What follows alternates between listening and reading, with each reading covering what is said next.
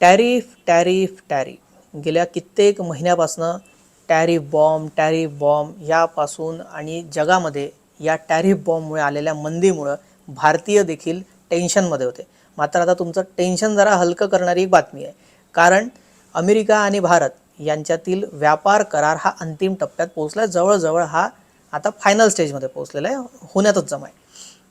तर काय हा व्यापार करार आहे आणि त्यामुळे टॅरिफवर काय परिणाम होणार आहे तेच मी तुम्हाला या व्हिडिओमध्ये सांगणार आहे. त्यासाठी व्हिडिओ शेवटपर्यंत पहा आणि व्हिडिओ आवडल्यास सबस्क्राईब करायला विसरू नका. नमस्कार, मी श्रेयस पांडे, तुम्ही पाहताय न्यूज 18 लोकमत. तर काही महिन्यांपासून सातत्याने याबाबतची चर्चा सुरू असल्याचं अमेरिकेकडून आणि भारताकडून स्पष्ट करण्यात आलेलं आहे. सहमती झालेली आहे, अंतिम टप्प्यात हा करार पोहोचलेला आहे. तर रिपोर्ट्सनुसार या कराराअंतर्गत अमेरिका भारतातून होणाऱ्या निर्यातीवरील आयात शुल्कात मोठी कपात करणार, म्हणजे टॅरिफवर कपात करणार आहे. सध्या भारताकडून 50% निर्यात शुल्क टॅरिफ अमेरिका घेतो, तो थेट आता 15 ते 16% करणार असं सांगण्यात येत आहे. त्यामुळे भारतीय निर्यातीला आता नवं बाजारपेठ खुलं होणार आहे.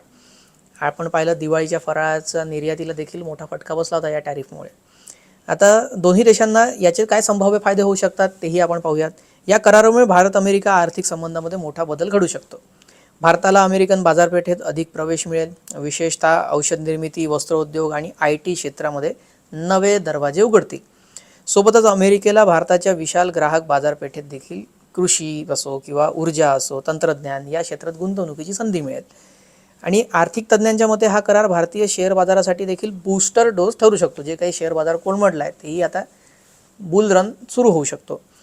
15 ते 16% मर्यादित जर टॅरिफ राहिला तर भारतीय बाजारामध्ये प्रचंड तेजी ही दिसू शकते असं तज्ज्ञांचं मत आहे.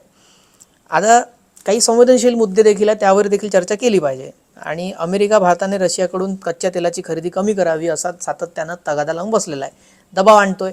आणि भारतानं सुद्धा सकारात्मकता दाखवली आहे. हळूहळू भारताने टप्प्याटप्प्यानं आयात कमी करण्याचं आश्वासन दिलं असा दावा ट्रम्प सार्वजनिक पटलावर सातत्यानं करतात. दुसरीकडे भारत आपल्या कृषी, डेअरी आणि लघु उद्योग क्षेत्रामध्ये अमेरिकेच्या हस्तक्षेपाचा स्पष्टपणे नकार देते आहे.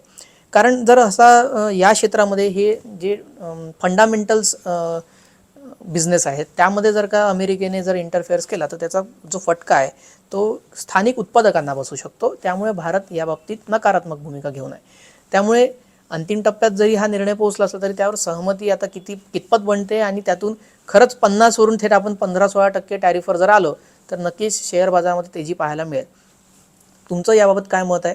किंवा जर टॅरिफ कमी झाला तर तुम्हाला त्याचा प्रत्यक्ष किंवा अप्रत्यक्षपणे कसा फायदा होईल? कमेंट करून आम्हाला नक्की सांगा. आणि असं ग्लोबल अपडेट पाहण्यासाठी न्यूज 18 लोकमतला सबस्क्राईब करायला विसरू नका.